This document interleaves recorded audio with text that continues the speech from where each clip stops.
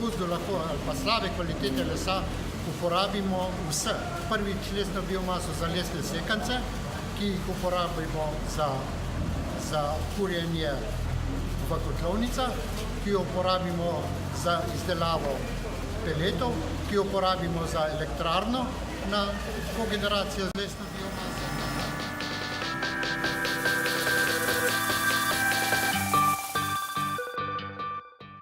Teh sekancev lahko delamo potem pelete in pri peletah imamo še stranski produkt, lahko kompost, pri elektrarni imamo pa stranski produkt oglje. Zadnji vidimo elektrarno na lesno biomaso, katero imamo že 3. leto. V elektrarni sta 2 modula nemškega proizvajalca Španer, posamezne moči 45 kW električne energije in 110 kW toplotne energije.